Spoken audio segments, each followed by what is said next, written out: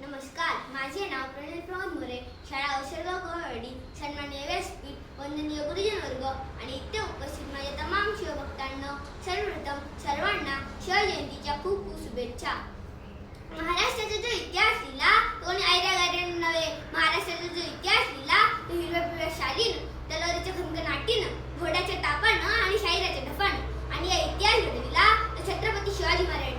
गुजरातील छत्रपती शिवरायांना, रयतेच्या राजाला, ज्याच्या भक्तीला जोड नाही, शौर्याला तोड नाही, जो अथांग आहे सागराप्रमाणे तो छत्र म्हणजे आबाचा सन्मान, तर त्या खुर्चीची शान मराठी मनाचा धगधगता अभिमान, महाराष्ट्राच्या देवाऱ्यात ज्याचं पहिलं स्थान, असे ते प्रौढ प्रताप पुरंदर, क्षत्रिय कुलावतंस, सिंहासनाधीश्वर, राजाधिराज, श्रीमंत श्री श्री श्री शिवछत्रपती शिवाजी महाराज की जय. बंदुकीच्या जोरावर आणि हंटरच्या धाकावर, अहो बंदुकीच्या जोरावर आणि हंटरच्या धाकावर मी अनेक वाघांना माणसाप्रमाणे जगवणारी माणसं बघितली, परंतु बंदुकीच्या जोराशिवाय आणि हंटरच्या धाकाशिवाय तिथल्या माणसांना वाघाप्रमाणे जगवणारा मी असा एकच वाघ बघितला, ते म्हणजे छत्रपती शिवाजी महाराज.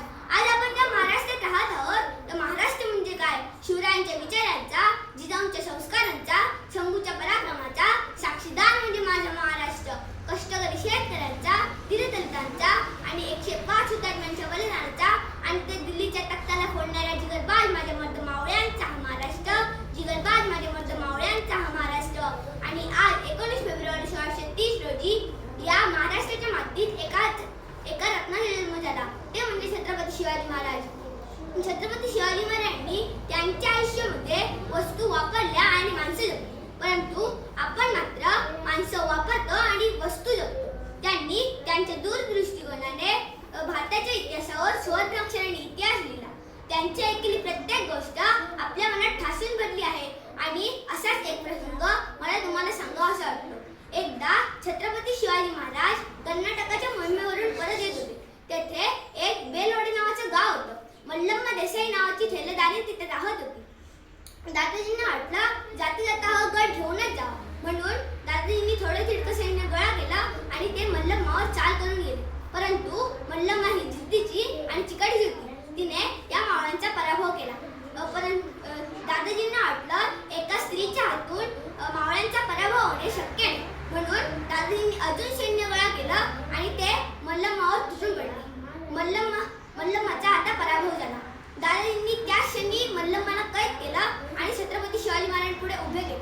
जेव्हा मल्लम्माला छत्रपती शिवाजी महाराजांपुढे उभे केले तेव्हा ती महाराजांना म्हणाली की महाराज, मी तुमचे गुन्हेगार आहे महाराज, पण यामध्ये या बाळाचा काहीही दोष नाही.